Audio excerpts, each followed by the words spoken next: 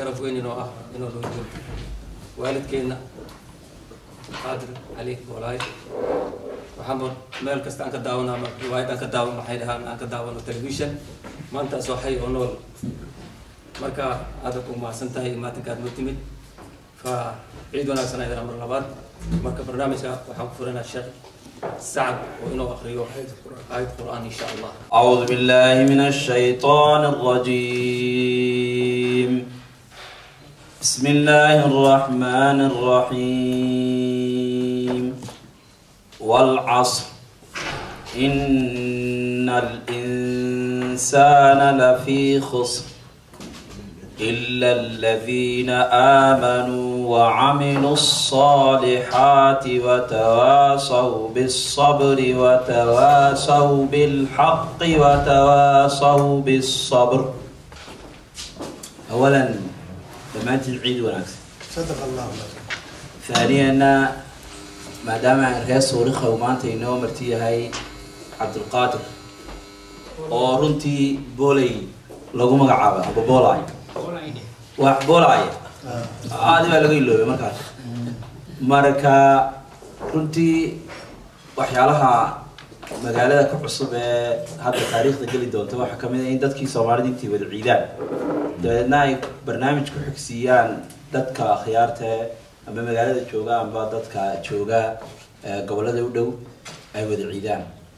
barnaamijkaas dhinacahan aad baan ugu hambalyeeyay horta qolada wada maadaama waqtiga waxoogaa aynu ka qaadanay waxa aan aad iyo aad aan ugu bogaadinaya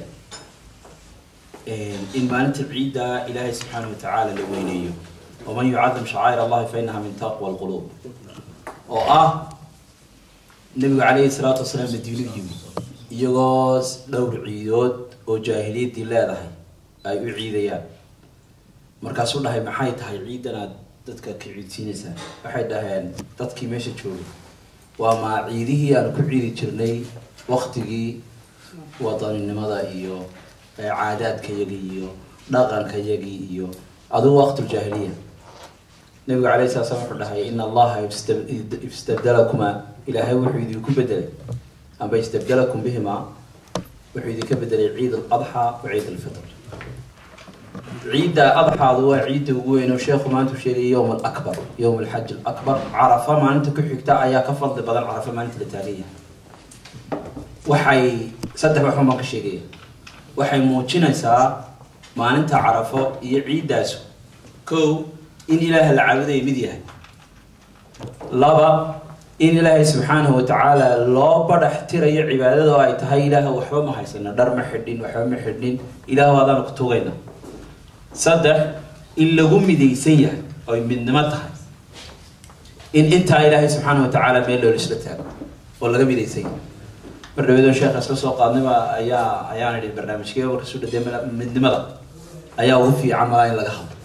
وحين من نمطه برنامج كوساسا وحنا دافع دونا حاجة اللي بهين عبد القادر لكن من نمطه مسلمينته ما حصل معنا نمطه من نمطه مسلمينته وحي كركته oo ka awleysan tahay oo ay number 1 ka tahay haday suurta galayso waxa ilaahay subhanahu wa ta'ala lagu caabudo asal bay wada hadaan la midoobin ilaahay lama caabudi karay hadaan salaada jamac la isku xidhiidhin amba loo aadaabin lama tukan karayo hadii aan xajka jamaaca loo tigin xajkaas waa dhacaya ma jiray hadii kacbada la qaato la qabsado ninba maanta doonaha taga lama oranayo waa dhacay marka waxaan leenahay إلهي وحياله لقول عابده بالنمذا كاملة إن من نمذا الله تغى أو من نمذا الله صعده أو من نمذا مارت إلهي سبحانه وتعالى من لقول يستقبل أنت وحكى بدنا نحن نغني هذا الكبيري خير الكلام ما قل ودل جزاكم الله خير صلى الله على سيدنا محمد وعلى آله وصحبه وسلم. من وراء الكنا هو هالعبورة وما أنت وطلق لي جبير إنه ماشان كتير وعبد الرحمن هلولي قال لي وركه عيد مبارك maadaama uu nasoo booqday Dr. Abdulqaadir Cali Boolaay si wada jirnay bulshada reer Soomaaliya ugu talagalay inuu soo dhaweeyaan waxaan ugu talagalay tixyaro gaaban ma aha wax weyn laakiin insha Allah waxaan isleeyahay balorta soo dhaweyntii inuu ka qayb noqoto maadaama aynu hidiyo dhaqan u lehna wax walba inaynu isugu gudbino sugaanta inna waalama baaqin baadaydiina ka boodo uma buntuman maanso caawaan buurinayaa horta aan ka bilaabo bismillaahi raxmaani magacii boqorkeena waa bishaariye khayro bilihii la xurmeemiyo waa bil khayriye ciido madal weeye ballaaran buuradkii odayaashiyo nabadoonna buruud leh madaxdii bulshadeennu barbarka isku hayaanoo baariq bay nala jooga biladgeesina haysto walaay baa la casuumay giddigiinba barido salaam buuxda gudooba waana maalin balaadhe bartankii carafaadiyo iideennii barkhadley bulshada ay ku bariista oo balaayo xijaaba badankiiniyo laabta boga hoosiyo beerka cafis buuxa ka keena isku booba salaantoosa mabaafiyeedhe waa baraarunjidii dhaqankiina ku baana ubadkiina badbaadsha beledaynu naqaano bulshadeennu ma joogtee midnima basar fiicane bahbahdii naga dhowra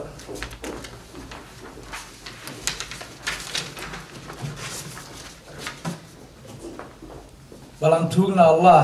isagaa bixintiisu marna baaqanahayna isagaa baryadiisu dadka baahi tirtaaye rabbiyo beledkeenna colaadaa balbalaysa berigeenna ka qaado nabad buuxda u keen rabbiyo beledkeenna shacabkeenna basaasay dowlad buuxda u keen oo cadaalad binaysa rabbiyo bushigoo dhan bugtada iyo cudurkoo dhan badankeenna dhiibaysa ka badbaadi dadkeenna caafimaadku badhaadhi waa mahadsantihiin dabcan waxaan u malaynayaa intaas inay ku filan tahay intii furitaanka haddii hadhowtaan isugu soo noqon doonana qolada qabanqaabada insha allah noqonaysaa waxaan ku wareejinayaa markaa mudanaha iyo ninkan magaca weyn iyo sharaftaba inaga mudan iyo miisaanka maanta halkan macsuunka inoogu ah soo dhaweyntiisa dr cabdiqaadir cali boolaay. السلام عليكم ورحمة الله وبركاته. سلام كتب وحان جعلان لها إن ولا لهن ماشي السويمي إن الحواير تاريخ أمدين الصوماليين إيو دقاقية للصومري إيو ما أنت هيك أنجو ayaan jeclaan lahaa inaan xoogaa inii ifiyo maxaa yeelay ilaahay wuxuu igu manaystay inaan nolol ku gaadho halgankii iyo burburkiiba labadii arrimoodba yaa ii kulantay halgankiina door baan ku lahaa doorkayga weliba waxa waaye waa door la arkayo hataa warqadaha meesha inii saaran waad arkaysaa anoo 19 jir ah inaan dalka Talyaaniga inaan u aaday waxbarasho gurubkii ugu horeeyay oo dawladnimo loo diyaarinayay ama ha noqdeen askarti ama ha noqdeen siyaasiyiintii ama ha noqdeen dhalinyaradii aniga aan ka mid ahaa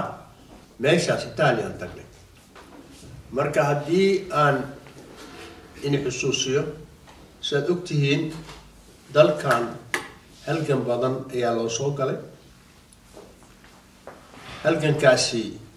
ma ahayn run ahaantii mid sahlan maxaa yeelay halgan haddii la yiraahdo waad ogtihiin halgan dhiig ayaa ku baxa dad badan ayaa naftoodii dalka u hibeeyaan marka haddii tusaale ahaan aan u soo qaato waad ogtihiin Soomaaliya taariikh dheer ayay leedahay laakiin waxa waaye nasiib darro Soomaaliga ma qorne waxa wax isku gaarsin jiray waxay ahayd gabayga iyo sheekooyin ayaa isku gaarsin jiray saad ogtihiin Sayd Maxamed Cabdulla Xasan door weyn ayuu ku lahaa doorkaasi saad ogtihiin gabayo as u tiri waxaad moodaysaa mararka qaarkiisa ninkii akhristay ama haddii aad dhegaysataan waxaad moodaysaa maanta dhibaatadana haysato inuu tusaale ka bixiyo aad ogaanaysaa maxaa yeelay aniga 1975 waxaan la kulmay sayidka nin la soo joogay waxaa la oran jiray Sheekh Maxamed Garxiir nin la yiraahdo oo ushi daraawiishta oo wili ku dhegan oo 90 jir ah oo waayeel ah marka waxaad moodaysaa odaygaasi markuu hadlaayo waxaad moodaysaa sayidkii inuu ag joogo marka halgankii ay galeen daraawiishta dagaalkii ay galeen inay ay ka soo horjeestaan gumaysiga ingiriiska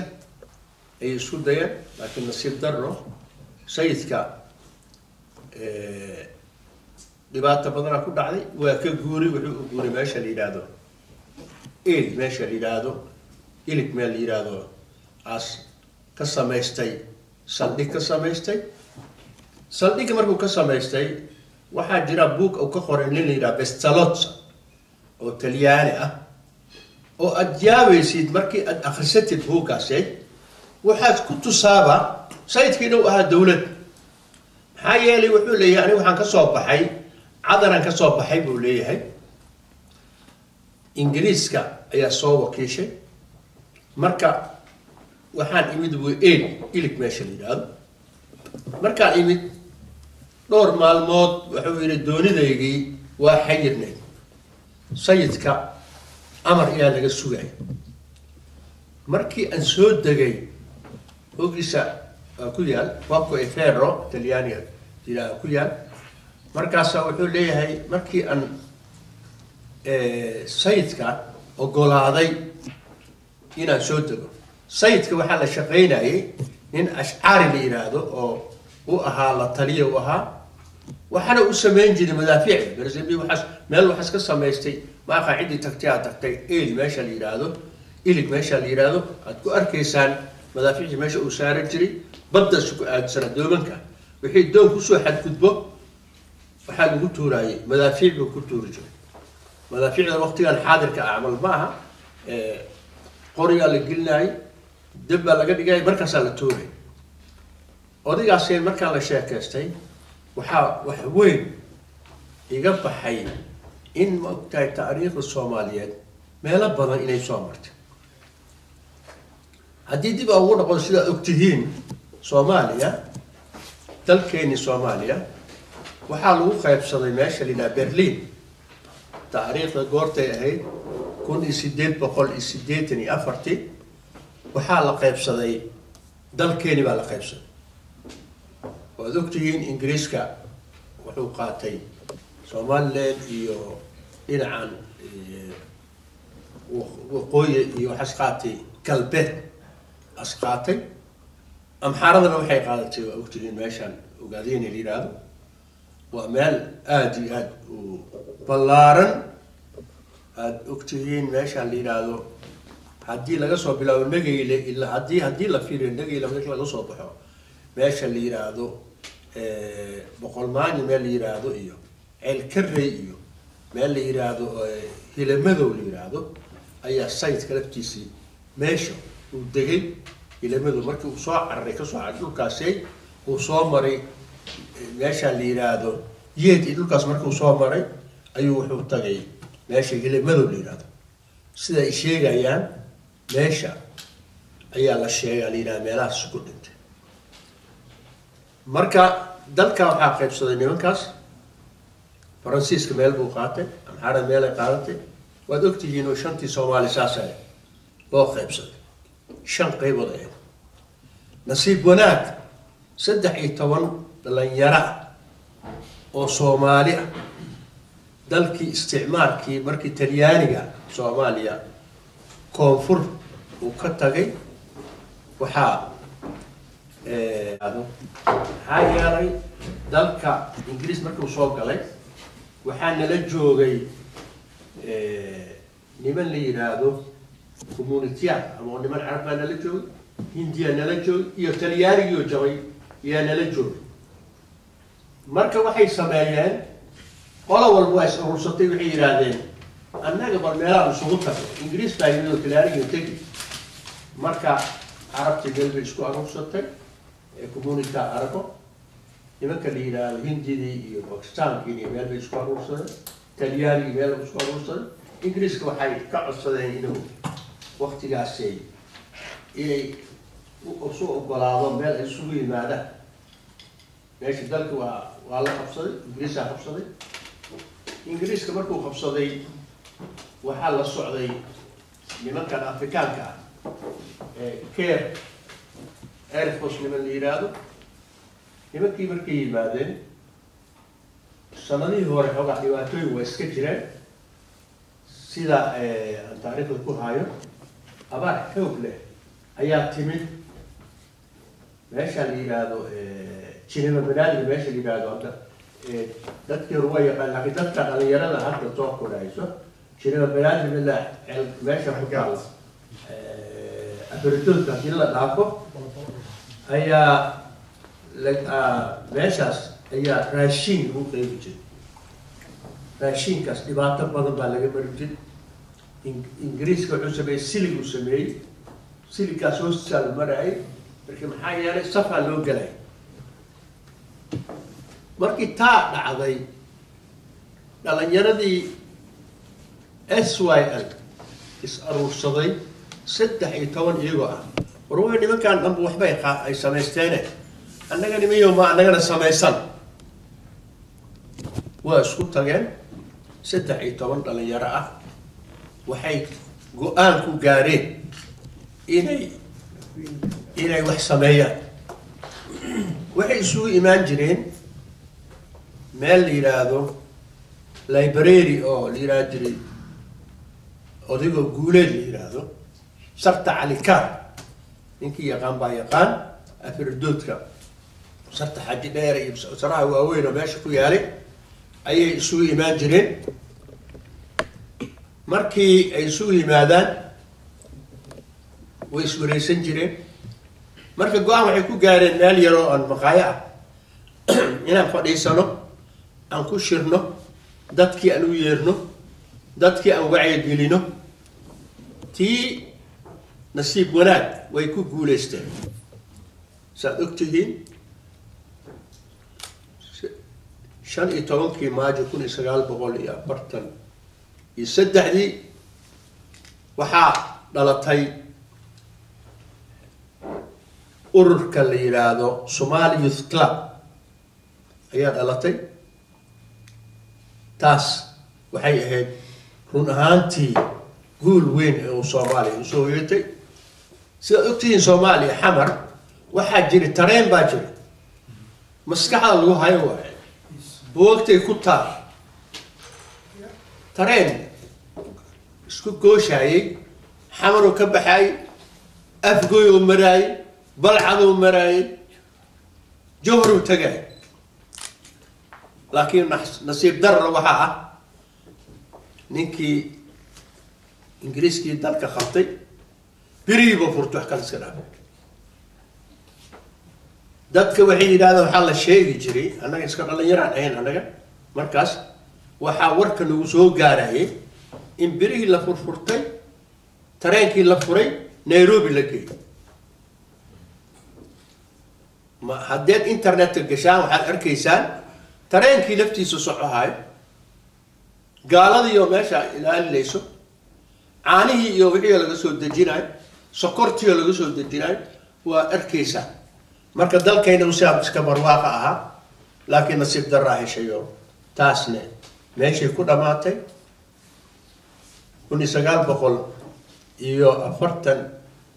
1945 wixii ka dambeeyay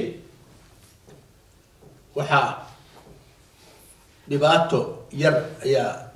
dalka uu la kulmay maxaa yeelay ingiriiska wuxuu yiri waa inaad bixisaan cashuur koodhi aan iraajin inaa xusuusataan yaan idigu sheegaya maxaa yeelay aniga waa soo maray waa maqlay marka koodhi aan iraajin koodhigaas waxaas ahay qofka socda ama qofka shaqeeya ama qofka ay shaqeyninba markuu soo maro 10 senti laga qaado 10 senti 20 senti laga aruuriyo marka Soomaalida oo SYL markaas waa dhalatay 1946 xogaa waa laga hortay maxaa yeelay midnimada wax weyn bay leedahay haddii dadka ay muwaafaqiyeen wax walba waa suurtoobaya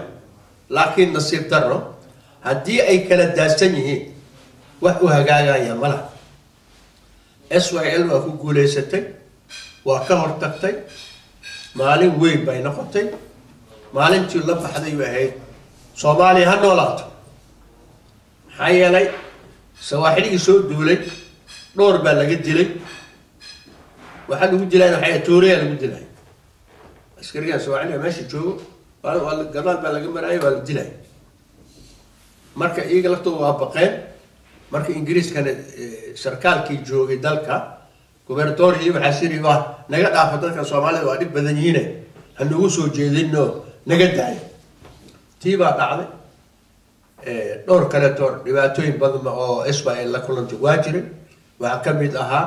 1948 11 Janaayo waa ogtihi waa maqasheen ama taariikhda ku aragteen ama buug laga dhigiyo jira aad ka akhrisan kartaan ina maskaxda ku haysaan xusuusutaan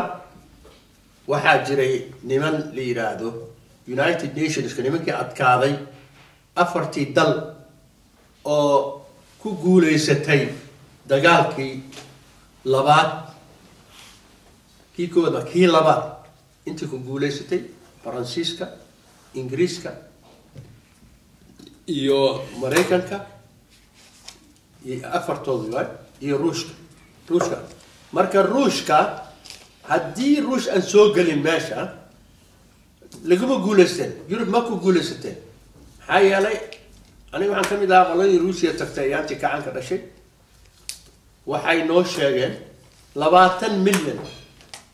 oo dadkooda ah inay Jarmanka iyaga jibiyay oo kaga dhimatay Leningrad meesha la yiraahdo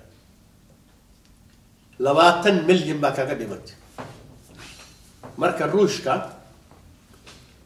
nimanka Yurubta ma rabin runtii markii oo afartii xoog waxay iska ilaalinayeen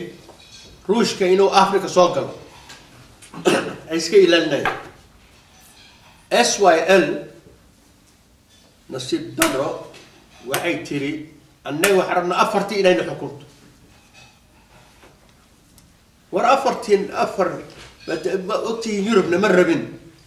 waxay iska ilaalinayeen shuuci waay ninka waxay iska ilaalinayeen inay shuuci soo galo dalkii Afrika markuu soo galo inuu ku fido siday iyagu ugu fideen ay ka baqaayeen inuu fido SYL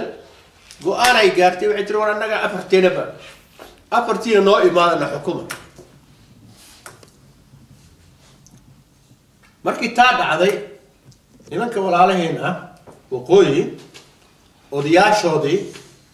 bishii Luulyo 1946 waxay u direen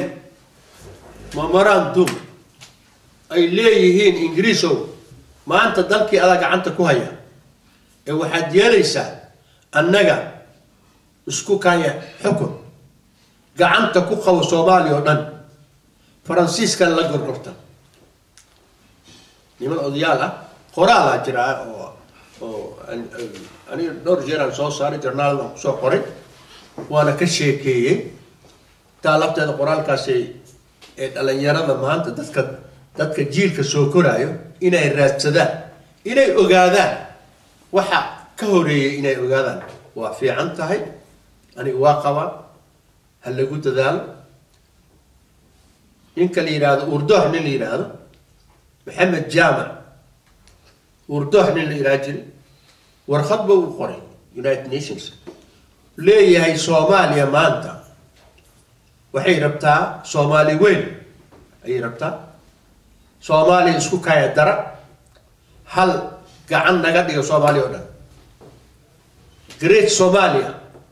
loo bixiyo suuragal ma noqonin maxaa yeelay Ingiriiska iyo Mareykanka waxay ka cariyeen Ruushka ka cariyeen soo gal markaasay Israa'iil war ninkan Ruushka go'an Soomaalidan waalan haloo dhiyo Talyaanigoodii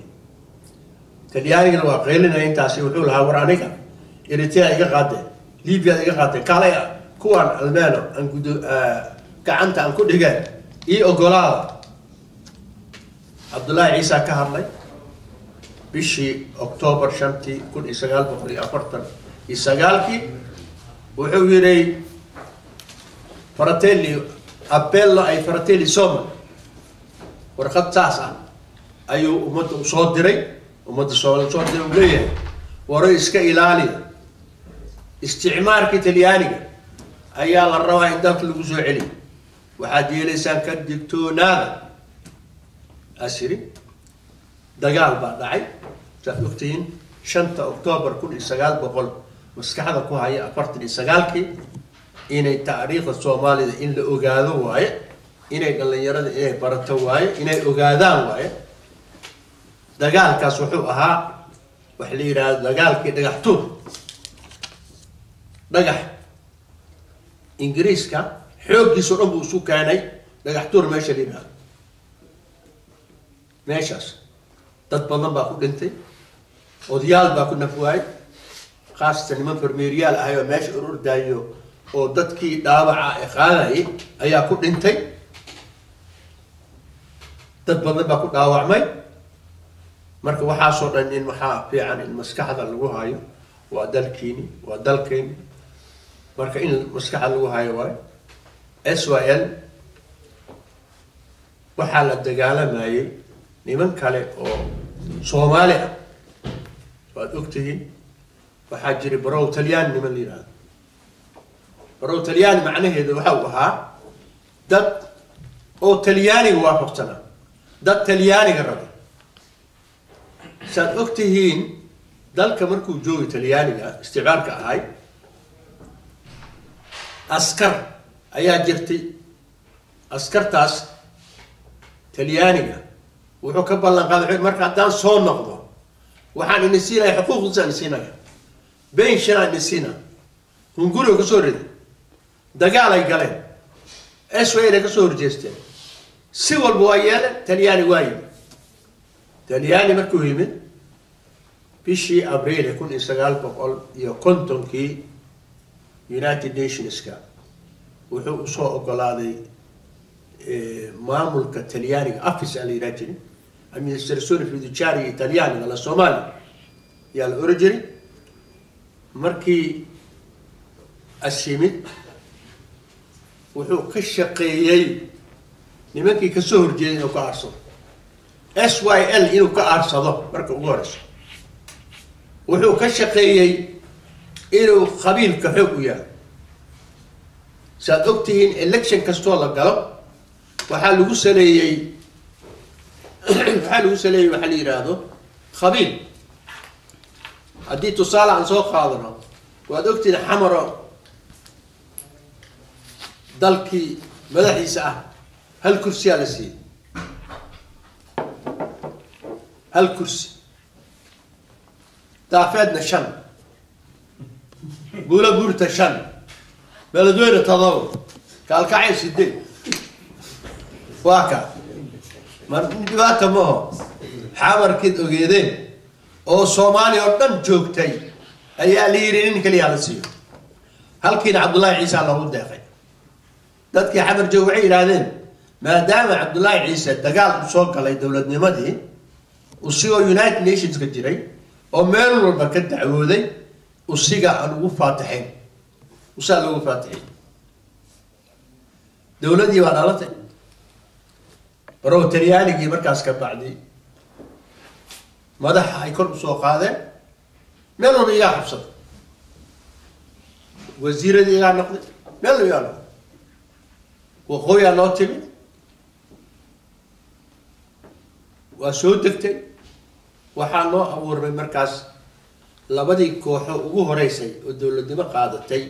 inay midoobaan maxaa haray marka saddex baa hartay ingiriiska 1954 wuxuu siiyay amxaar siiba meesha Iiraan hoodka amxaar ugu daa wala qayli dagaal baa dhacay siwil baa la yeelay بنام بحوينا عمل لقى سنين دور لما كنت متى إلا ليدا للوي ولا قصوا نقضي تلياني وسيا ماشي جوي أسكرتي سا ماشي حكومة ماشي dadkii xabada lagu furay waxyaalahaas oo dhan soo maray marka waxa waaye intaasoo dhan markii la soo maray dawlad baa noo dhalatay intii dawladda aan dhalanin waa ogtihiin urur shaqaale ayaa jiray aniga waxaan ka mid ahaa raggii faraha la galay arrimaha shaqaalaha waxaa ii muuqatay markaan talyaaniga soo noqday waxaa ii muuqatay ummadda Soomaaliya shaqaalaha khaasatan maxaa yeelay dalka dhaqaalihiisa waxaa gacantaas ugu jiray ajnabi talyaaniga iyo Pakistan Hindi Arab dadkaas ayaa gacanta ugu jiray marka aniga waxaan ka mid noqday ururkii shaqaalaha 1955 markaan Italiya soo noqday meeshaasaan abaabul xoog la ka galay maxaa yeelay shaqaalaha waxaa la abuuray 1949 محمد عوال ليباني يا أبوري لكن ما شقيني هاي إيجا وحي هيد وحال إراجري شقالها دولتها بس شقالها كلايتو أو بيراه فلا هو موسك سهارة يا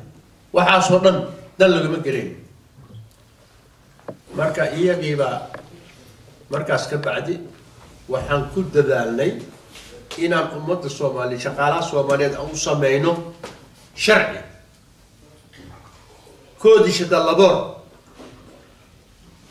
koodishada laboro waxa waaye sharci shaqaalaha quseeya shaqaalaha weynaha Soomaaliyeed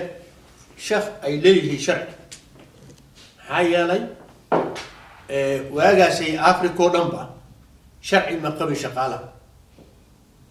ولا أرداي استعمار الوضع لكن أنا نصيب وناك صومالي وحي نصيب ويالتي إني الدوكا أي معامل الله سميسته برايم مينستر كوميل جارا لو سمي سيدون توتالياني وكرك حكوماي مركز شقالي وحلو سمي كودش دلبور والله أقلاغي International Labour Organization ماشي لجنيفرا أنيقو كسعودة شقالها إنين عيسى عيمو والإراجريو كسعودة الدولة يا تقني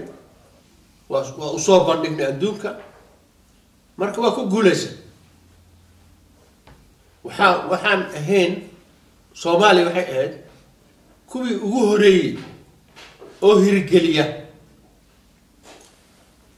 وحلي هذا كودش دلوا شرعي شقالة ملكت أمرني سوى البيان باكو كولسة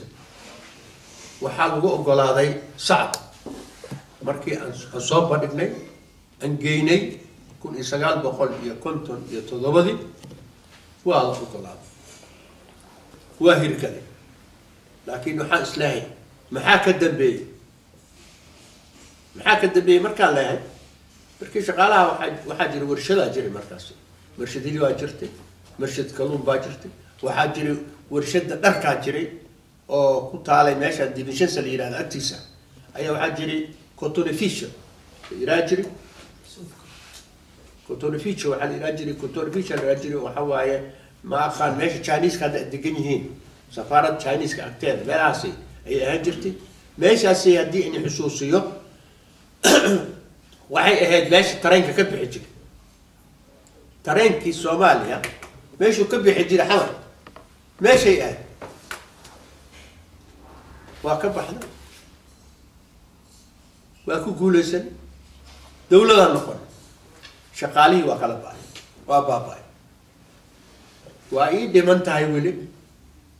anigii waa ka tahay waxaan ku wareegay journal khaalnimadiiba وحوى إلكشن لسمي وليجا أتكاري واديوي يوم بقى وديوي أنا مركب حنكوري ما دام خبرة أن أقولها ورجسيرة يوحاسي maqaalaadna aan samayn jiray marka waa ku guulaystay mar waxaan ku wareegay koryeeli dala soomaaliya waxaa la yidhahda dadka hadda dhalinyarada iyo hadda dadka jiro jiilkaanay ma oga inay xasuusnaadaan annaga maalin walba dhigu haynaa artikolyaana dhigu haynaa wax walba waa sameyn haynaa marka waxaa la rabayaa in dib ay u raacaan annaga kolba ummadda waa kala tegaysaa aniga maanta waa jooga beri ma joogo marka waxaa la rabaa in nin kastaba in maskaxaas ku hayo wixii laga faa'iidaysto dadkii loo sheego tababar la siiyo aa loo baahan yahay taasaa dhammaatay marka waxaa dhacay saad og tihiin ummadda soomaaliyeed 1960 waxay dooratay madaxweyne aadan cabdul cusmaan oo nin runtii ummadda soomaaliyeed ku degtay karti lahaa oo la aaminsan yahay oo jidkii loo baahnaa ummadda soomaaliyeed mariyey waa iska ogtihiin siyaasiyiin oo bisilna ma joogin markaas dadka wax yaqaan waa yara sida maanta oo kaleeta ma jirin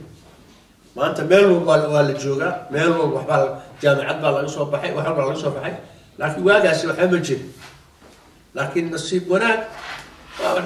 1964 sida dadka qaarkiisa ay og yihiin ama ay xasuusan yihiin Ethiopia weerar bay noogu soo qaaday ilaahay u naxariistay Daawud Cabdulle Xirsi ayaa waxaa ahaa taliyaha ciidanka xoogga dalka Soomaaliya Cabdirashiid Prime Minister waa weli waxayna gaaday iyadoo waqtigaasi election jiray eleksiyonihii baa jiray eleksionahaasi oo jiray waxaa Cabdirashiid ummadda Soomaaliyeed markuu la hadlaayay wuxuu ku booriyay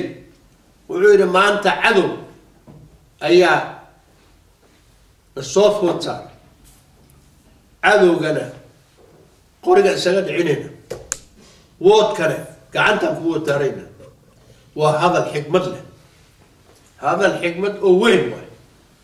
waxaa la rabaa ummadda Soomaaliyeed inay maskaxda geliso dhalinyarada soo bixaysa inay ogaato ayaa loo baahan yahay marka waa ku guulaysan waxaan ugu guulaysanay qori la yiraahdo xakiim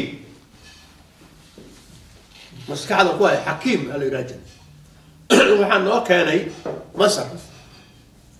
ilaahay akrar leh Jamaal Abdul Nasir ragiisa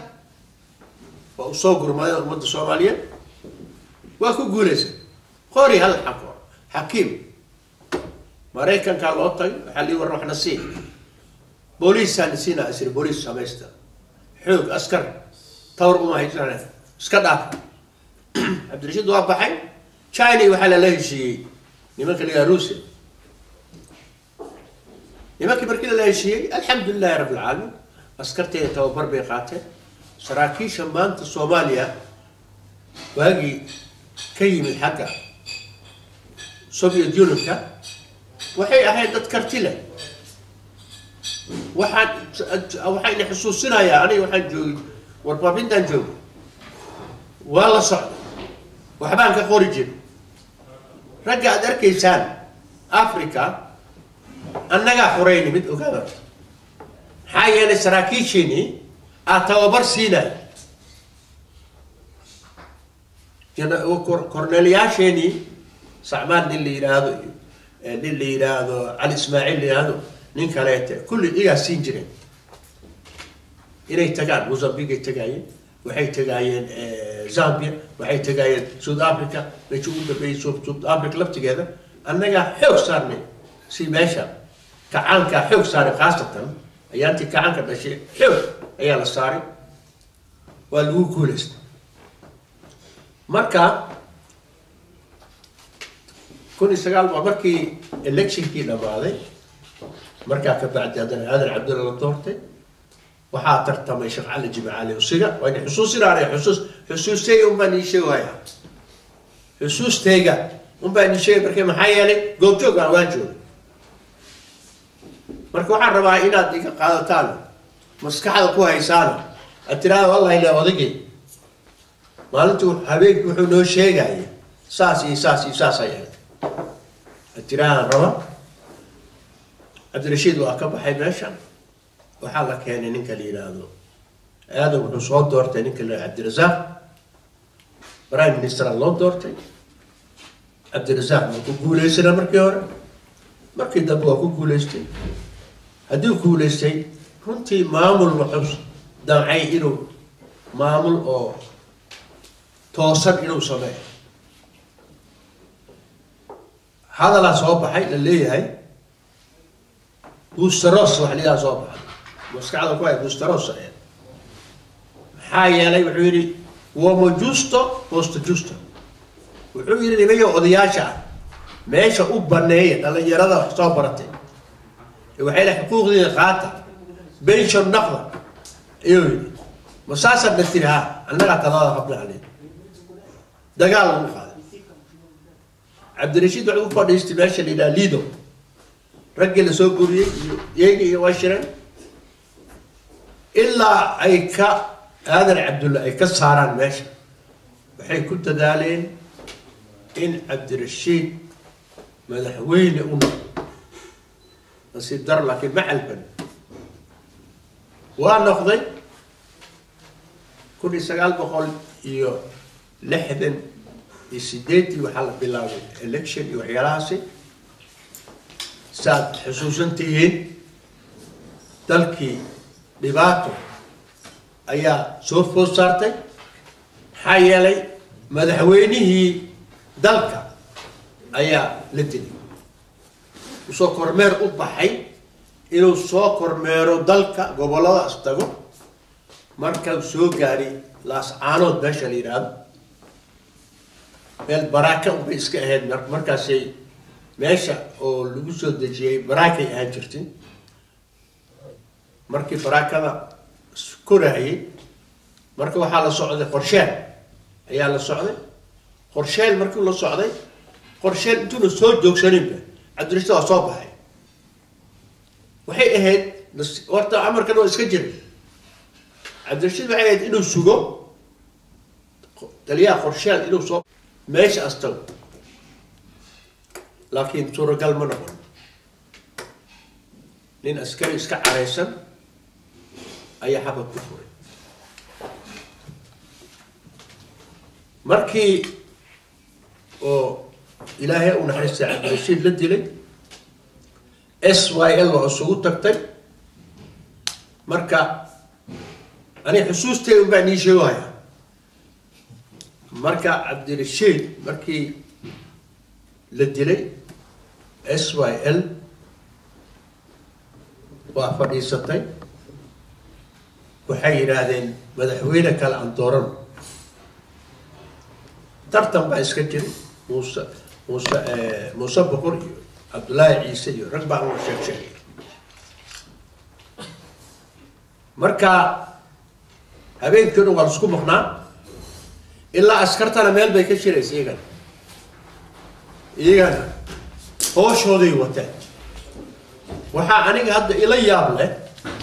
yaan la yaabayay maxaa yeelay ilaahay u naxariis maxamed siyaad maraan ka soo baxay wuxuu yidhi war nimankii maxay hayaan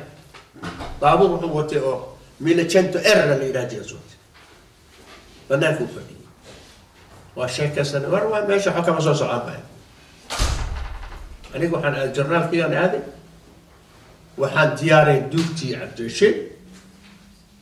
maalinta 21 wixii soo bixi lahaa ayaan diyaarinay waaba dhammaynay jornaalkii waa wareejinay dadka si aan subaxdii ula socodsiino dadkii kasoo qayb galay iyo meeshii lagu aasay iyo waxyaalahaasi dhan ayaan rabnay inaan dadka u sheegno habeenkii annagoo iska fadhino meesha askar unbaa noo timi waxaa loogu soo horeeyey maxamed cali samatar iyo cali mataan iyo oo orday ana waxaan moodayay inay rabaan tahniyo waxa tacsi inay u diraayaan baan moodayay waxaa ina wadankii min tacsi u dirayaan tacsi ma kugu yimaadeen markii waxaa rabay kaaraan maanta lagu soo wareejiyay dacadii oo dhan oo ku xareysan isha markaa kala soo qaadnay waxay u jiraan markaas war iska aamusa war meeshii fadhiya wax soo baxayna malaha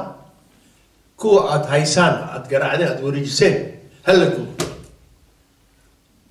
annaga shaqo wali niman deesha dawlad baa joogta war dawladdiina warkeeda ka baxaleeyay deeshaas ka dhig tii baa dhacday maalintii 21 Oktoobar saad ogtihiin Corriere della Soomaaliya musoobir Corriere della Soomaaliya wuxuu bilaabay 1935 ilaa bisha 20 Oktoobar ugu dambeysay this finish waa dhamaan marka 21 Oktoobar nimankii baa loo wareegay annagii shaqaale iska ahayd meeshaan joognay hooshii waa noola yimid waxaa la yidhi berito 22 Corriere della Soomaaliya warkiisa ma jiro meeshaan waxaa yimid hanti wadaag wax la yidhaahdo kacaan baa yimid okay kacaan baa yimid waxaad rabtaan sheeg annaga diyaaranahay annaga shaqaalanahay waxaad noo dirtaa waa fulinayna okay marka waxaa la yidhi samatar iyo rag kale teena war Stella Dottopa ka dhigeen marka jadalka waxaa u bixinay Stella Dottopa aan u bixinay Stella October Stella Dottopa Italiano soo baxay Ingiriiska Stella waxaa la yidhaahdaa Italiano xiddigta October xiddigta October waa dambeysay Stella Dottopa Corriere della Soomaaliya Italiano soo baxay markaas waxaa la yidhi okay annaga intii wadaaganahay marka waxaan leenahay Stella Dottopa waa xiddigtii October xiddigtii October qaata waa soo saarnay 22 taas ayaa soo baxay kacaankii baa lagu dhigay madaxweynaha oo gudoomiyaha golaha sare siyaad buu ahaa usaan nala hadlay wuxuu yidhi howshiina qabsada okay ahlan wasahlan howshiina waa qaban tii meeshii ku dhamaatay aniga iyo rag lamid ah raggeenii oo warfaafinta waxaa la yidhi waa dawladdii hore u shaqaynayna kuwaane bal ruusiya la geeyo aniga iyo rag badan oo xasan warshiiqna la yidhaahdo jiro goobdoon iyo waxaa la yidhi maxaa xagga taga soo barta anti wadaag soo barta okay waa tagnay waa soo noqonay xalana la geeyay okay alxamdulillah waa ka soo baxnay far Soomaaliga yimid far Soomaaliga markii la ogolaaday annaga waxaan joognay Ruusiya aniga iyo goobdoon iyo Ruusiya joognay amar al soosi waxa dawladda Ruushka waxaa la yidhi ka qaada Soomaalida meeshii la joogto imtixaankii far Soomaaliya ka qaada annaga ni la hadlaayo goobdoon iyo waxaa naga qaaday nin la yidhaahdo George nin la oran jiro oo Ruush ah oo af Soomaali ku hadlay yaa baray af Soomaali waxaa baray goobdoona baray iyo maxamed nuur cadan la yidhaahdo ayaa bareen ninkii iiga baray la yidhi annagoo 49 ah oo nin kabtan ah nala socdo ya Hussein Saalax la oran jiray nala socdo amar aan soo sii waxaa la yidhi dadkaas George imtixaanka ka qaado annaga George aan naga qaado aniga aan ila hadlayo iyo goobtaan George aniga naga qaado af Soomaali annaga barnay usiga imtixaanka naga qaado taas nafteeda waxa waaye wax la yaab leh may waxay ahayd at least in la sugo marka soo noqono dalka gudihiisii imtixaan galan la yiraahdo hayla annaga af Soomaaliga وانا قاني حي إلي جورنال كان صو ساري إيطاليان كوزو ساري بيس كوحن كدي كنيني أبصومالي هو اللي ماشي استاك المينيستر ريكاتو زوجا مركز المينيستر حق استاك أبصومالي كان جملة ده أبصومالي كل سمعين يعني إيطاليان كل جيل مركا تانا ماشي أي كل أماتي فرصومالي أيم أنا إنتاجي بان سيوتي دخالها يشقالها حساب سنة بوجي وسو سارجل إديتر بان هاي لكن ما دحني ما ديت كلا لغو ريجي سي دون تودت كي لغو ريجي مركي دمبه أي دونتين دالك أي كدونتين أو محمد سلفتيسا إذا حلنا جوير ورنيمك إسكو شيء أنت وذاك عاو نيجي أنا أقول نمك إسكو شيء أنت وذاك عاو نليدي أوكي وحين وانا ماذا مركا نسيب در واحد عادي وأختهين كعنكا أنا مرتا سيداتن كي وحن كم من نقضي قال لي رادو ديجانك حمل أنا كان أقولي قدومية عريمة بلشة النقضي لكن سيد دون تو ماشي عنو النقضي حدنا وحن كشقينا أي بوك لي رادو شقالة الدوكو ميدو تلالا والبا بوك ما سو سامتي مركا وأكتين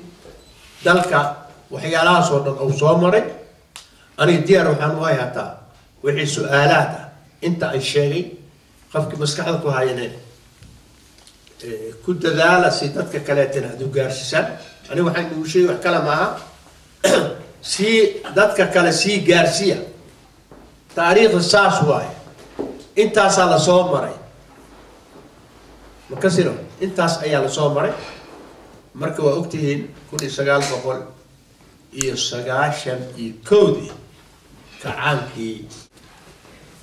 انت باوصل كان مقبل معي سؤاله وحرجنا حاج محمد ابو انه ما يقدر له كلمه iyo walaalkeena dameer marba oo hay'ad oo gabaya kadib waxa uu beenaa su'aalaha alhamdulillah وصحبه وسلم مع سنتين أفضل أو ميشان لو قبتي وحلو تلقي إن لو سود ويو هاليي دلك وصو هالجمي مداني عبد القادر علي بولاي مركو مدانياشي دلينيردي علماء الدين في كسوق بقلي ومقالة نزوري القضياشوة أتباع المحسدين مدانا بولاي أنا جاينت كحسوستو وانين دلينيردي مديسة إلى حد kasoo shaqeeyay danta dalka dadka keliya dhibaatana weligiisii ma abuurin wixii dan u ah ummadda Soomaaliyeed meel kastoo ay joogto isagoo yar waa sida sawirkiisa aad ku aragteen ayuu sindakaalista noqday يعني ورود الشقالة مركا ودلت دلك كلية أيوة بصوت شقية أنا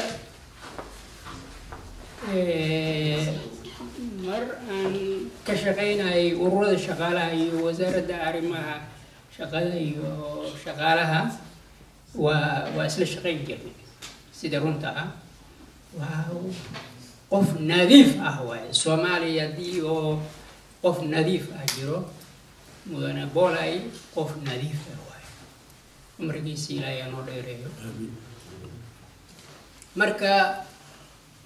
تاريخ دي للصومالي صوماليا صومالي أيونو شكي أدو ما سنعي Soomaaliya waa dowladda la noqday horumar dhinaca waxbarashada dhinaca caafimaadka horumar aan laga gaarin sida runta ah af Soomaaliga iyo la qoray waa laga faa'iidaystay hadda siyaasadii baa maaragtay Soomaalida maaragtay waa qaloocan oo hadda waxaan lagu tilmaamaa Soomaaliya dal fashilmay fashilmay oo tashan waayay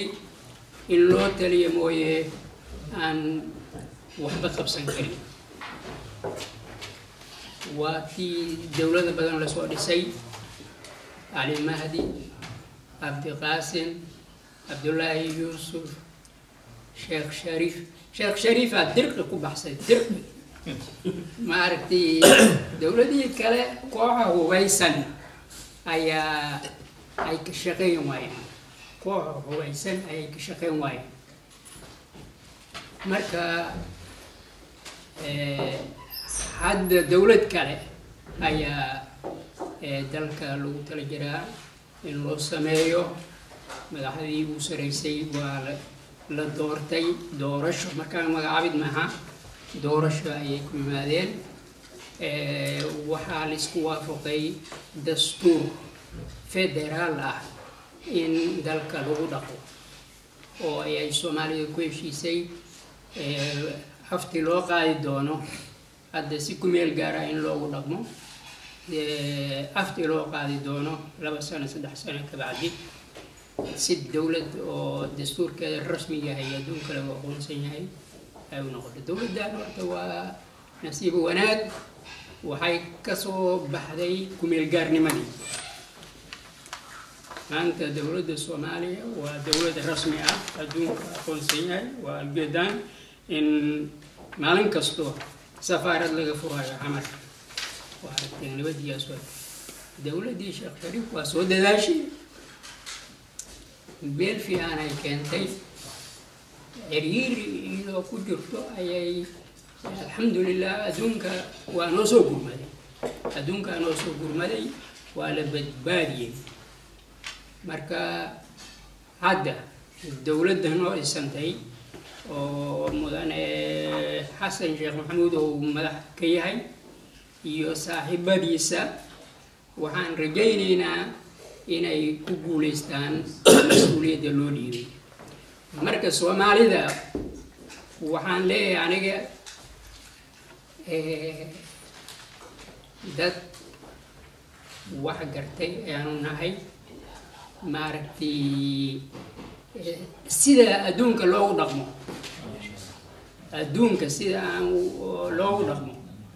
ayaa fiican inaan u dhaqanno problemka uu weyn oo na haysto waa hubka ayaa gacanta shacabka ku jira hubkaas inta gacanta shacabka oo ku jiro waa adag tahay dowlad inay shaqeyso marka maaha hal qabiil kaliya maaha dalkoo dhan ayaa dadka waa hubeysan yihiin gees ilaa gees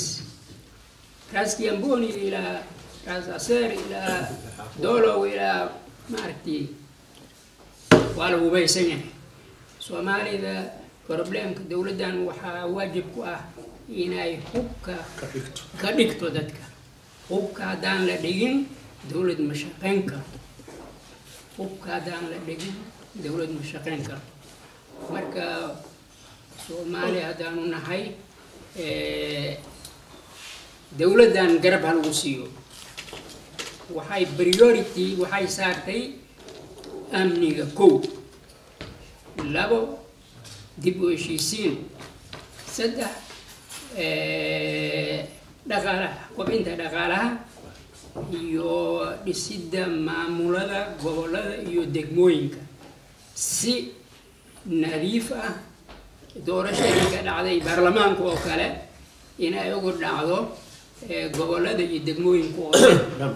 ayaa loo baahan maaragtay iyadoo aan qorin isku qabsanaynin iyadoo dadka intiisi badan sida ay rabaan degmo kasto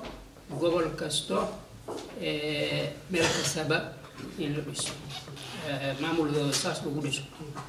marka waa mahadsantihiin hadalkeenaan dheereey ma rabo mudane boolay waa mahadsantahay adigana safarka aad soo gashay oo aad noogu timid meeshaan aad iyo aad mahadsantahay cumrigaada ilaahay noo dheereeyo waa mahadsantihiin walaalihi hamiga dowladnimo horumarkii doona haddaan iri ma kala hadhi karnee heel isugu keena haddaan iri haco inaga jira haybta kala soco haddaan iri hunguri waa xunye hoos waxa u eegin haddaan iri hoggaan samo wadiyo hawkalka caddaa haddaan iri ninkii hadaf xuniyo horarka weetay haddaan iri hawl waa wada jira heesta kor u qaada haddaan iri hantaaqada ka jira lama huraan ciidda haddaan iri hubdii cadow wadiyo diida hadafkiisa haddaan iri haruur beerta iyo geeda wada hawra haddaan iri haraadkii ka baxa oonkan hari waaye haddaan iri hawada geeya abid calankan hoodaale haddaan iri hogiye inaga jira dabin hulaabaysan haddaan iri halmida wada noqdo yaan la kala haadin haddaan iri hujuum baa jire heegan u ahaada haddaan iri habsaan baan nahay horukac soo muuja hadafkeenu nabad weeye iyo hoodo iyo guulahaya dhaha hayaan kaa midnimo horumar weeyaana dantiinana hagaajoo ka hadha beenta hadafkeeda haddaanse garan lahayn heerka iyo hilinka aan joogna kana hadhi lahayn haybta iyo cudurkan haareeyey walle horumar baan gaari lahayn heer sariya guud hawraarintaan kari lahaa hadal wanaagiis dhahabeyntii abwaan lagu yiqiin himiladiisii dhahantidii aqoontii iyo hiddaha horumarkeedii dhahayaa iyo kasoo kaca dad yahow hiil walaalnimo dha hadafkii midnimo lagu heliyo tale heshiidka dhaqaba hadalku yuu ila tarmine horiskabayadhe halkii aan la rabay maasadii hadafkii toosnaadhe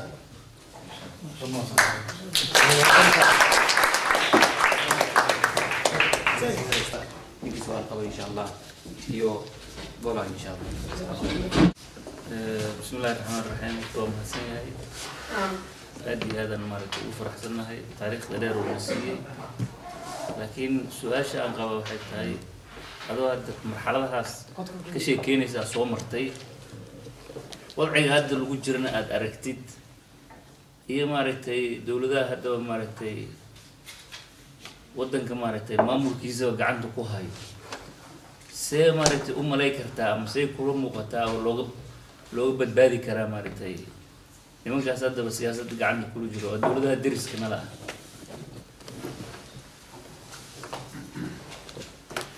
horta ma santahay waxaan ku sheegaa mar walba wax walba waxay ku xiran yihiin annaga nagu xiran yihiin dowladahan deriska ah waxa weeye jiiraan waayo marka waxaan haddii la helo dowlad oo cadaalad ku shaqaynayso oo musuqmaasuq iyo ka fog haddii la helo waxaa hubaal ah in dalkeenu uu ka badbaadi kara wax kasta oo soo food saara nimankaas jiiraankeena ahna waxa weeye adduunka maanta waxaa jiraya isbahaysi wada shaqeyn marka waxaa loo baahan yahay annagana waxanu nagu xiran yahay annaga haddaan adkaano oo annaga dowladdeeni xoog yeelato waxaa hubaal ah dowladaha kale oo jiiraankeena ah inaan la heshin doono maxaa yeele hadda mushkiladna haysato annagii baa la shaqeeyaynaa nimankeena mushkiladna haysato waxa waaye ilaa hadda laba madax baad diriraysaa Ethiopia la aaday lalaha kaali na maslaxeed waxaasoo dhan haddii dowlad rasmi ah la helo oo waqaalo ah oo wada shaqeyn buuxda yeesha waxaasoo dhan waa baaba'aya aniga kolliba su-aal ma qabi laakiin odayga boolaay 20 sano aan wada soo shaqeynay taariikhdan isaga ka sheekeynayn dhowr jaran wargeysyada kusoo qornay wuxuu ahaa macalinkeyga annagoo dhalinyaro ah oo xalano ka soo baxay ninkii darsiga ugu horreeyey nasiyu ahaa xiriirka guud ururada shaqaalaha oday maxamed aabow iyo asagana waa kasoo ka shaqeynay muddo 15 sano ah sidaasaan halganka ugu jirnay laakiin nin oo la dhayalsan kara ma aha dad badan ayaa sheekadiisa qabo laakiin annaga waxaan ahayn dadkii hoos ahaan ogaa oo maalin kastaba boorka oo xidigta October nala soo fadhiisanayay habka wax loo qoro iyo wixii markaa siyaasadda la xiriira maadaama waqti ka caan ay ahayd oo aan ka wada hadli jirnay anagoo journalista ah dhammaanteen ayuu ahaa Boolay wuxuu caawa noo sheegay waa wax jiro horena buugagta aan u akhrisanay tusaale ahaan ninka talyaaniga ah uu asaga ka sheekeynaya buugga u qoray isagoo ma aha hal buug waa badan yahay Soomaali gees ilaa gees uu ka qoray ninkaas waxa way duruus xoog leh ayaa ku jirto حتى وحو نكاس كلا برتي قبائل كسومالي سيدا كلا ديغان iyo sida ay isu raacsiyihiin ayaa lagu tusaa map ahaan soo qoray oo leeyahay qabiilkaas kaasoo hoostaga marka waxa way qabiilkan waxaan ugu abuuray waa dawladihii gumeysiga ha ahaado Talyaaniga mise Ingiriiska labadaas baan soo gumeysteen annaga Faransiiskana dhinac buu ahaa laakiin Faransiiska dana gaar ah saldhig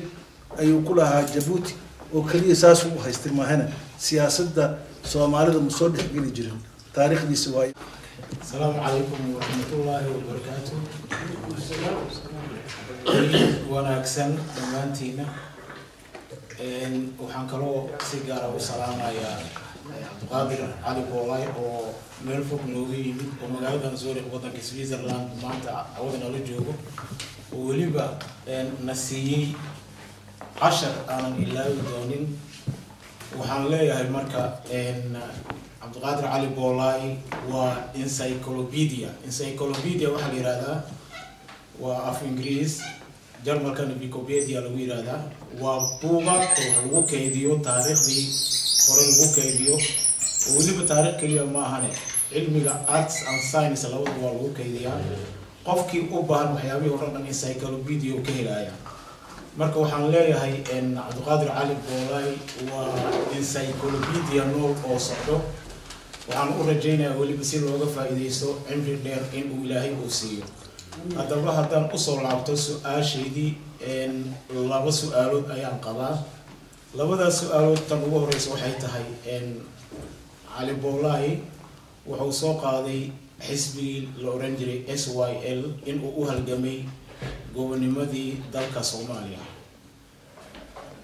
waqooyiga haddii aan wax ka sheegano waxay la tahay SNC haddii aanan qaldanayn marka koonfurta markaan soo qaato koonfurta SYL kaliya kama jirin waxaa jiray xisbi kale oo la yiraahdo hake DMS ama xisbi dastuur mustaqbal Soomaali marka su'aasheedu kood waxay tahay xisbigaas xisbi dastuur mustaqbal Soomaali ogaalkaaga maadaama adiga encyclopedia adiga aad tahay muxuu ahaa intuuse ka jiray oo ka dhisnaan jiray haddii aad wax ka xasuusatid in yar in aad wax nooga sheegto xisbigaas ma gobonimo doon buu ahaa mise ma ahayn su'aashaydii labaad waxa ay tahay maadaama adiga aad tahay qof suxufi ah saxaafadda ka shaqayn jiray gumeysigii ka horna aad suxufi aad ahayd gumeysigii kadibna suxufi aad ahayd ilaa iyo noloshaadii dawladihii kala dambeeyay ilaa ay ka baaba'aan ama ay wadanka uu ka burburo saxaafadda aad ku jirtay 1960kii waxaa lagu maqaalo ah raadi Muqdisho in uu ka bixi jiray afka mayga sida uu uga baxo afka maxaatiriga waqti kadib afkii maygi hawadii waa uu ka baxay meesha waxaa ku soo haray afkii maxaatiri kaliya ilaa ay hadda kaasa ka socdo ma xasuusataa waqtigii afka mayga raadi Muqdisho oo ka bixi jiray maadaama qof suxufi aad ahayd haddii aad tiraahdid sababta loo joojiyay afkaas oo afka maxaatiri kaliya raadi Muqdisho ugu soo haray taasna waxaan rabnay in aad faahfaahin aad nooga bixiso jazaaka allahu khayr aad iyo aad aan u mahadsan tahay بسم الله الرحمن الرحيم horta waa mahadsan tahay sida aad sheegtay SYL keliya ma jirin xisbiga xisbi waxaa jiray digil imirif la yidhaahdo waxaa jiray xisbi conference la yidhaahdo waxaa jiray xisbi la yidhaahdo progressista ayaa jiray intaanan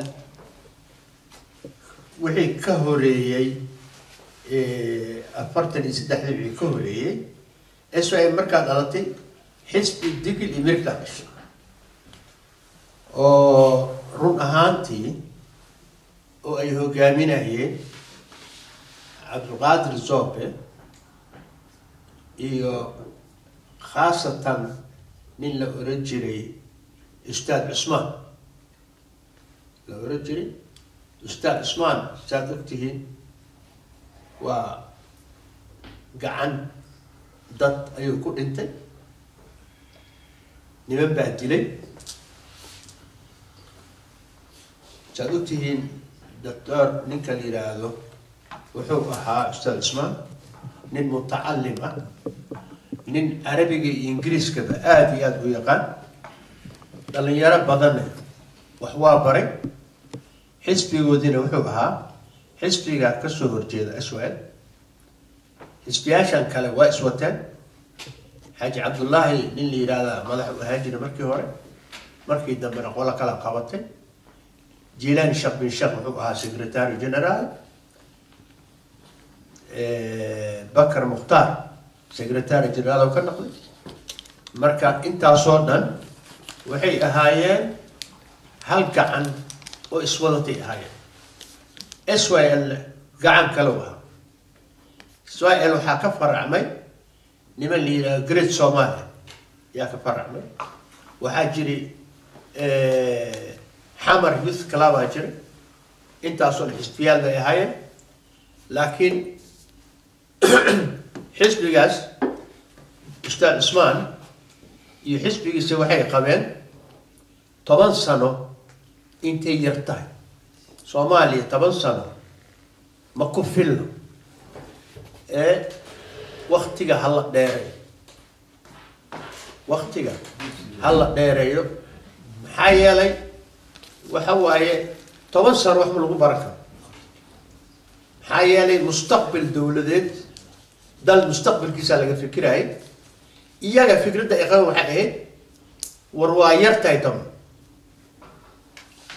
SYL waxay dhahay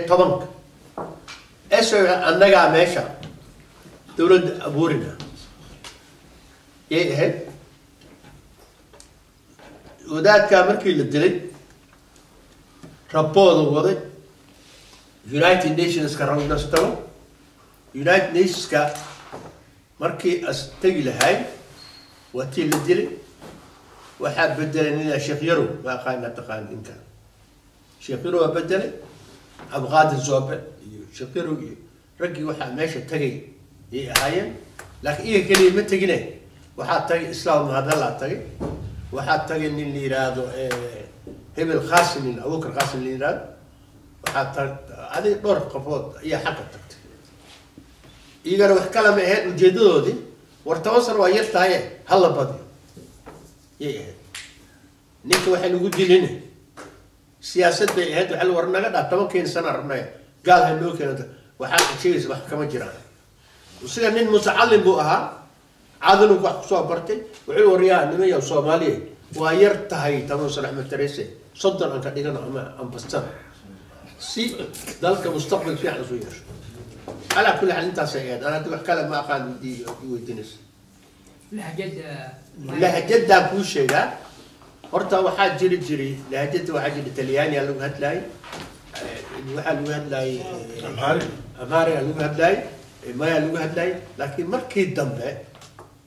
khaasatan markii dawladda dhalatay waxa soo waa la baabi'iyay markii waxa loo baabi'iyay afkan diiraado Soomaali ماي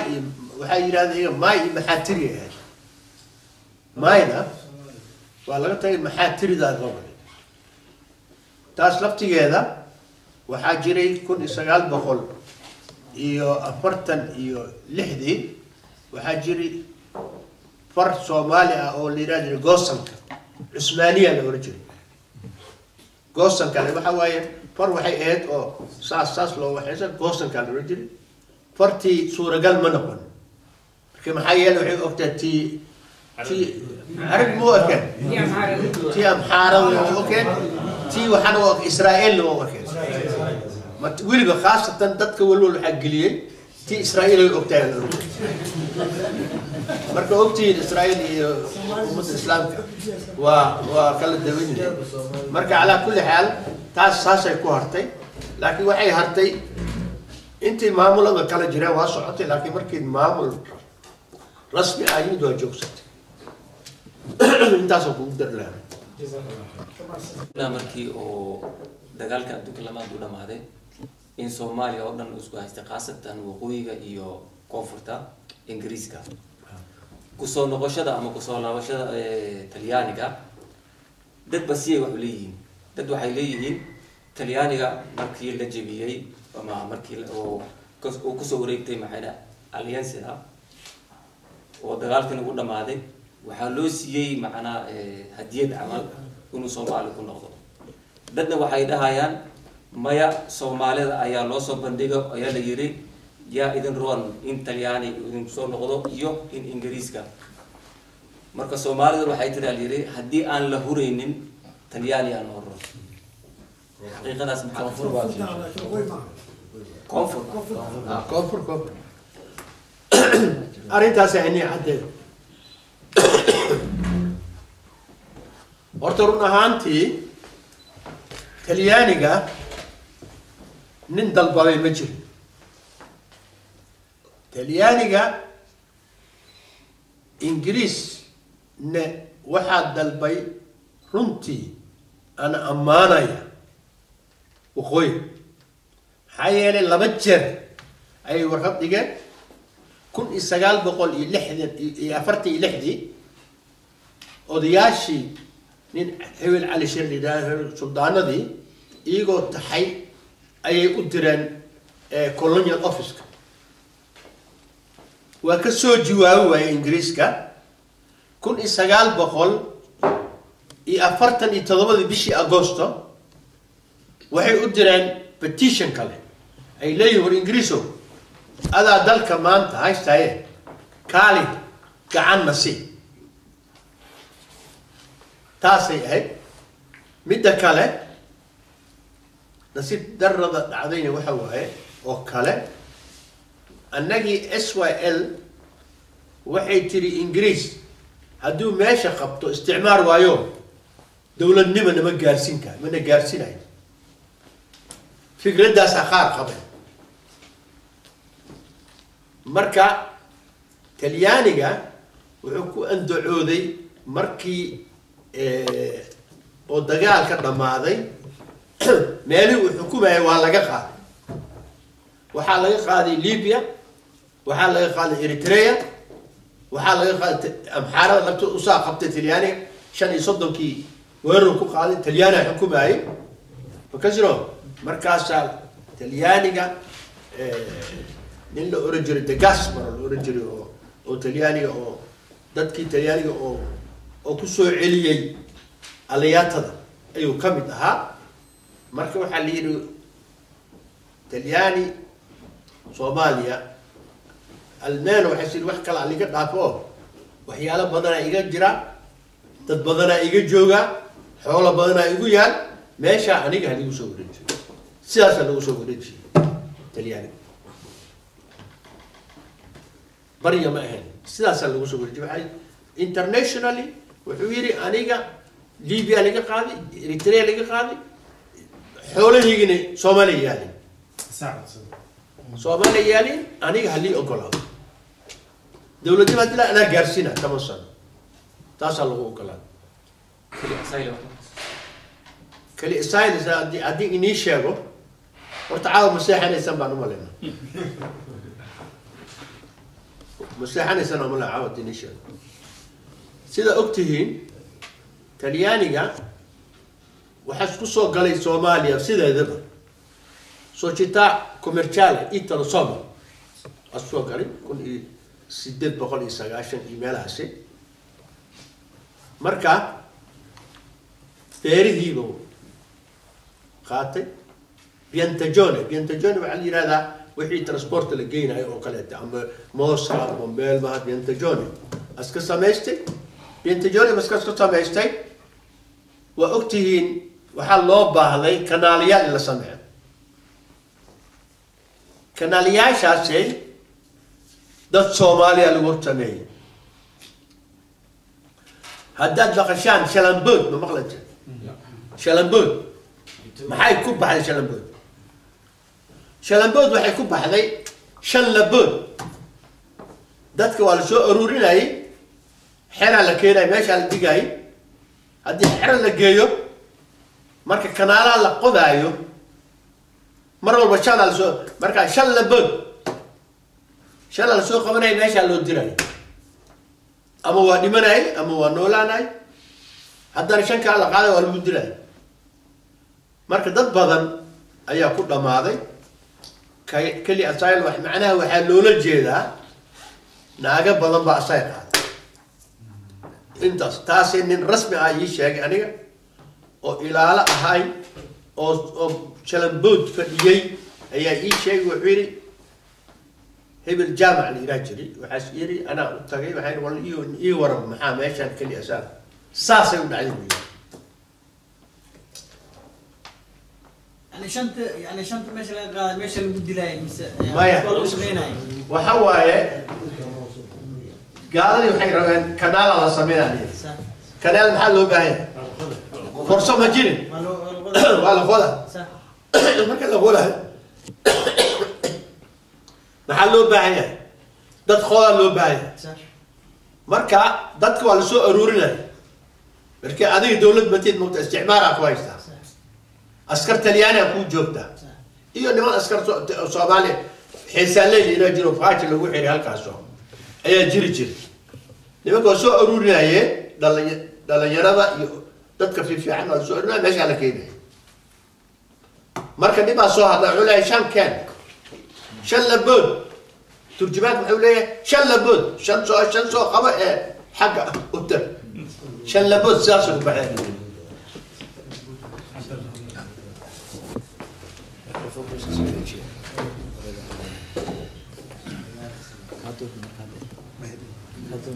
بسم الله الرحمن الرحيم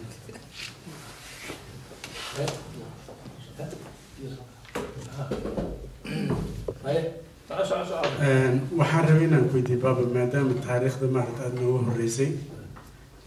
waxaan maqli jirnay in Yurub ay dad madow ka qaada Afrika oo loo gadi jiray America iyo meelahaas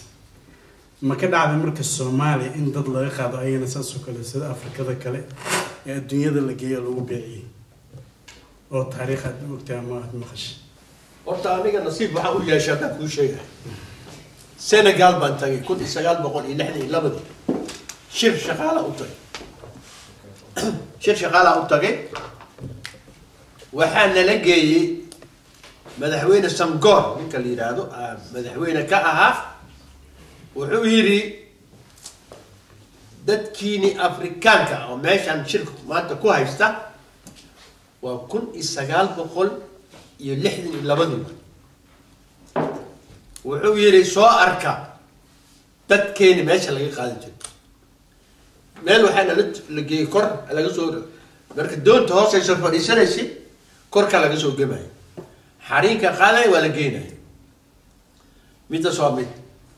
midda kale Soomaaliya ma jiro ilaa ogaalkeygii wax oo dad la qaaday ama dad la gaday waxyaalahaas laakiin mid baa jiri jirtay waxaan u maleynaa dadka waa ka warhaya waxaa jiri jiray dad laga soo keensan jiray East Africa la keensan jiray xamar la keenay waa lagu shaqaysan jiray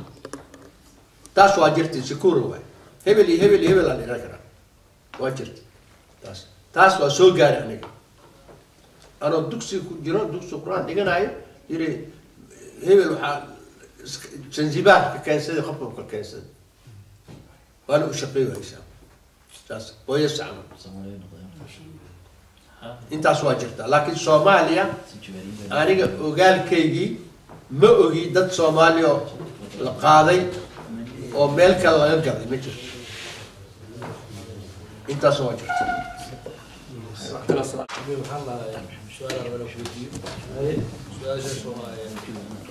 Soomaaliya meeqa wadan ee qoyso Afrikaan ah يعني حرمتها يعني ما قوضنا كتاب عن سوماليا وافريقيا Soomaali ما قوضنا حريص سوماليا وافريقيا xornimadooda ka qayb qaadatay anaga horta waxaan ku leeyahay waxaa jiray Soomaaliya nasiib wanaag waxa shirarka markaan ka qayb galno waa ogtahay Afrika markaasay konton iyo lixdii wixii ka dambeeyay aniga arkaysaa waxaan ka qayb galay bishii Janaayo 1956 Ghana waxaan la kulmay Kwame Nkrumah aan la kulmay iyagoo naga horeeyay dowladnimadooda maxaa yeelay halkan dheer uu galay ninkaasi annaga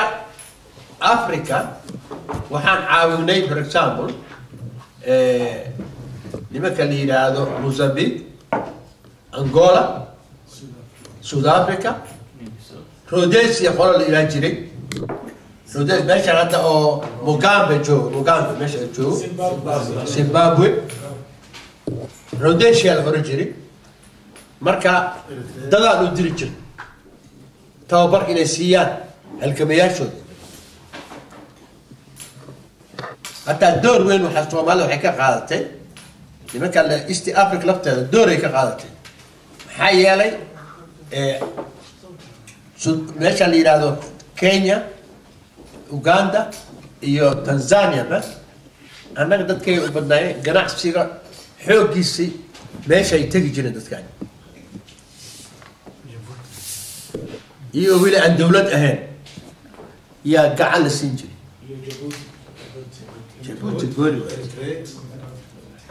Djibouti هذا يعني شابه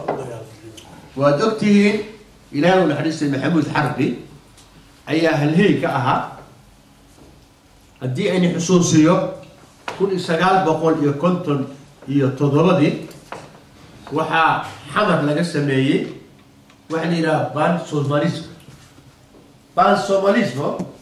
وحي هيك دلالك Soomaaliya oo isticmaalka ku dhex jiro xayela annaga 1956 jaawaxan talaabadu hore waa qaaday marka waxaa joogay Maxamed Xarbi waxaa joogay ninka la yiraahdo Daahir Maqtal Daahir nin la yiraahdo oo geesi ahayo oo gar weyn lahayo oo buurnaa oo gaalada ka nixi jira markay arkaan waxaa joogay nin Cabdirashiid la yiraahdo oo ka socday NFT sigana waa joogay Soomaaliya waqooyi waxaa ka socday Yusuf Ismaaciil Samatar nin la yiraahdo waxay isugu yimaadeen xamar waxaa la abuuray ban Soomalism si kuwa maqan gacan loo siiyo ay iyana xornimadooda u gaaraan si loo helo Soomaali weyn intaas ay ahayd taa nafteedu waxa waaye xusuusta inay loo yeesho waa maxay yahay ban Soomalism wax weyn bay ahayd waxaan doonayaa inaan ku weydiiyo su-aashiidu tahay gobonnimadoonka marka laga hadlayo inta badan waxaa aad dadka uga sheekeeyaan Sayid Maxamed Cabdulla Xasan iyo SYL waxaa jiray sidaan maqalnay inkastoo anigu taariikhdiisa in badan aan raadiyey Sheekh Xasan Farsane nin la yiraahdo waxaa jiray nin la yiraahdo Sheekh Bashiir oo isaguna gobolada Togdheer ka dagaalami jiray oo lahaa waxaa jiray nin isaguna gobolada galguduud ka dagaalamay oo ciidan xoog lahaa waliba waqtigiisa sayidkana joogay oo la yahay Sheekh Daawud Culusow marka maadaama aad waqtigaana joogtay qoraana aad ahayd oo aad saxaafadda u shaqeynaysay ma jirtaa wax aad ka ururisay saddexdaa sheekh iyo rag kale oo fara badan oo iyaguna jiray oo aan anigu imakahayn oo gobolada soomaalida oo dhan ka jiray sida waxaa jiray niman fallaaga la yidhaahdo oo hawdka burca joogay oo iyagu aanan cid hogaaminaysa aanan hadda magacooda haynin laakiin iyaguna taariikhda ku jira marka gobonimo doonku in lagu soo koobo keliya u malayn maayo SYL oo iyagu waqtigii qalinka la qaatay ahayd iyo sayid maxamed cabdilla xasan ma jirtaa dadka ama mashaayikhda taariikh aad ka hayso ama aad ka ururisay وشيء أنت أتشكتي لفتك عن ما كتبت إن اللي حاج محمد نور اللي راجع كهل جمي ماشي عن عن بيماش حاج محمد نور رجري وإلا دنارة تلياني الجاسية وكورتاي وحاجري ماشي اللي هذا أبقي أكتاذا نفتاذا يا جري دجال أي كو خاذين تلياني أو نمن تلياني أو سراكيل أتاكوك إنتان ماشي la foole ayaa jiray waxaa jiray sheekh xasan barsane waagii amxaarada nagu soo duushay kamid buu ahaa qoladii ka hor tagtay maxaa yeelay miilaliq waxaa simid ilaa balcad oo soo gaaray balcad markuu soo gaaray miilaliq waxaa laga hayaa hadal ayaa laga hayaa meelo badana waa laga qoray laakiin anaga runtii saas loo culays looma saarin waxaa jira markuu yidhi minaliq maanta waxaan rajaynaya badda xamar faraskeydii inuu lugta u geliyo ayuu yidhi hadalkaasaa ka yeeray marka culamadii ka hor tagtay ayuu ka mid ahaa basra ninka ku duwan hadda meesha la yidhahdo meel basra la yidhaahdo oo balcad agteeda ayuu ku duwan yahay waan umalaynaa waxaa jiray wiil dhalay xasan sheekh la oran jiray ma aqaan xisbiga hanti wadaaga uu ka mid ahaa wakiil xisbi u ahaa isagaa nooga sheekeynaya awogiisa u ahaa sheekh xasan barsan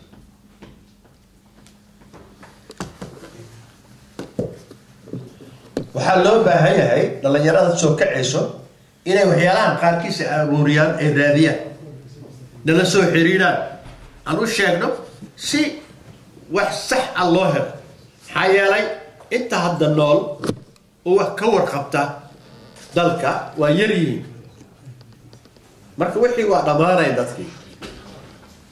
SYL dadkeeda waa 13 waa dhammaadeen wixii wax yaqaana waa dhammaadeen ustaad cusmaan ninka la yidhaahdo oo la dilay wax badan buu ogaa إلهي ونحرسته وحبذن بوغا متعلم بوغا إنجليزي يقان عربي يقان دادو براي عربي براي marka waxa loo baahan yahay dadka kala dhalinyarada soo bixayso inay raadiyaan isku soo mashquuliyaan ay raadiyaan howlahan hadda fursad baa la haystaa fursad la haysto waxa waa internet ayaa google galaysa waa sheegaysa ana hadda article-yaasheega ninki bira Dr. Bolay Abdulqaadir Bolay yiraahdo waa u soo baxay wixii article oo qoray markuu asaalad dhinacna taariikhka dhinacna saxaafadda dabcan ka qusaysa inta badan Soomaalidu waxay sheegnaa in wadanka Soomaaliya uu kheyraad dabiici ka buuxo kasoo midka aan u jeedno badda kheyraadka ku jira biriga beeraha waxyaabaha la midka ah laakiin hadda wayadan dambe waxa ka socda hadda arinta Kismaayo kale dadku qaar speculation badan jiro oo la leeyahay waxa jira kheyraad shidaal iyo waxyaabo taariikhi noocaas oo hadda loogu ordayo dawladaha dariska nala iyo reer galbeedka iyo arrimo badan la sheegaya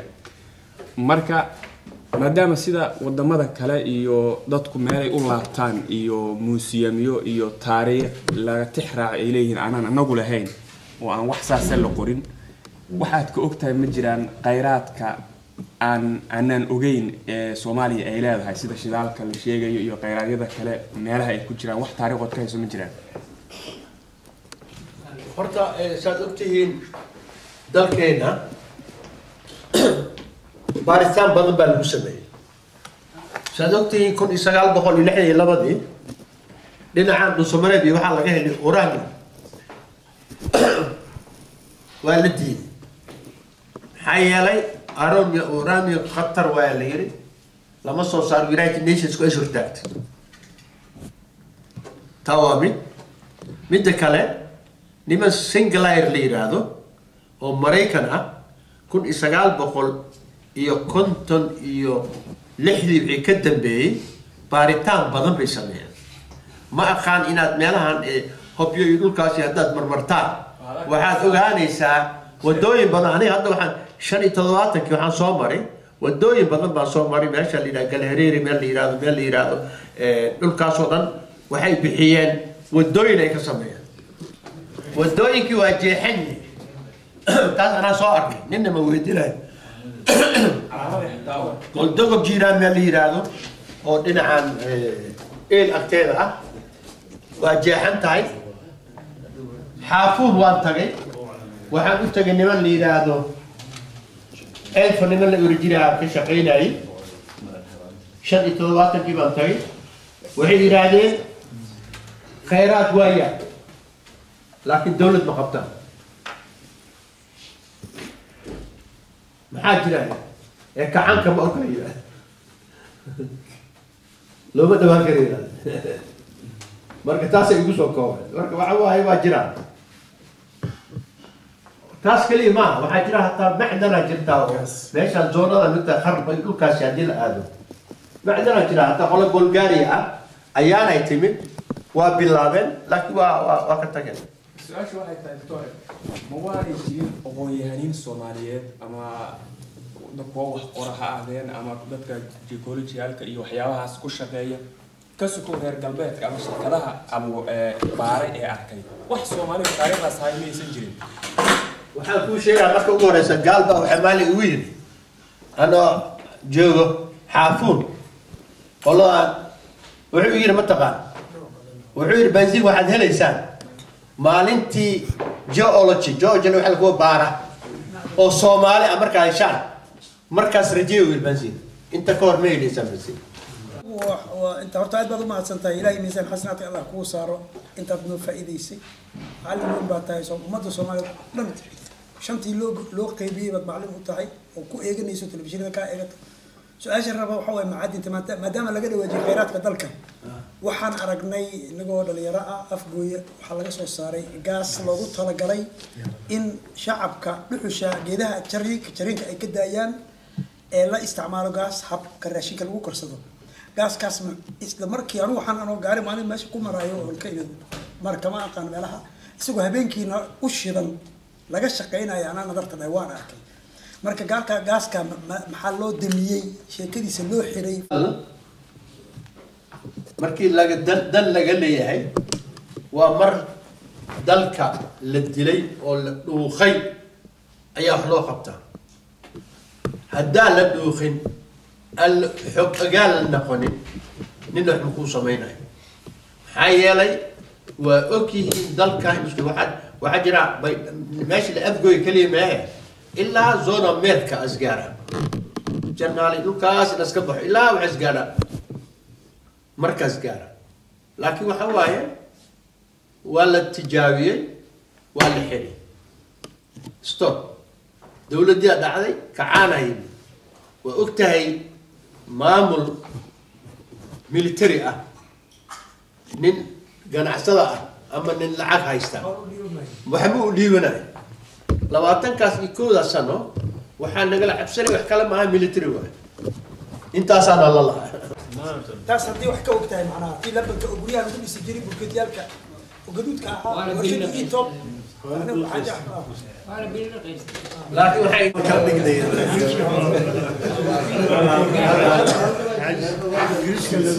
laba warshadood saddex warshadood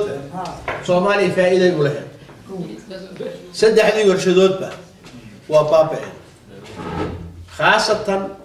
labanka tan la yiraahdo injineer maxamed sheekh ka shaqeyn jiray ma aqaan aad taqaanin in kale maxamed sheekh wuxuu ii sheegay wuxuu yiri dhibaatada maanta Soomaaliya waa ka bixisa hadii geedan la hirgeliyo waxay u baabaaday musuqmaasuq mi ogtiin horta waxaa la sameeyay warshad cimba iyo yaanya la sameeyay ito la sameeyay dhibaata dhacday waxaa noola soo iibiyay warshad khadiina oo waxba tareen ayaa lagu keenay waa shaqaynaysi laakiin waxba ma tarin waa la biliqaysi maya waxba ma tarin anaa weydiiyey anaa u tagay waxaa lagu yidhi mataqaan maxaa feerebeekii waay feerebeekii mataqaan waxa waay cumrigeedu waa yar yahay waa shaqaysi laakiin cumrigeedu waa yar yahay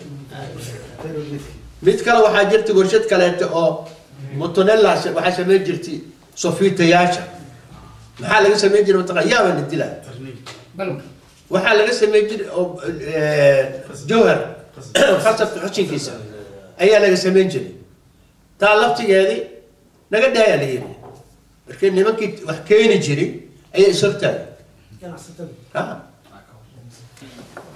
xaji boolaay waa mahadsan yahay habeen wanaagsan waxaan rajaynaynaa inaan meeshaan kusoo gabagabayno adinkana kasoo qayb gashaan aad kasoo qayb gasheen aad baa ugu mahadsantihiin habeen wanaagsan walaalayaal dhammaantiin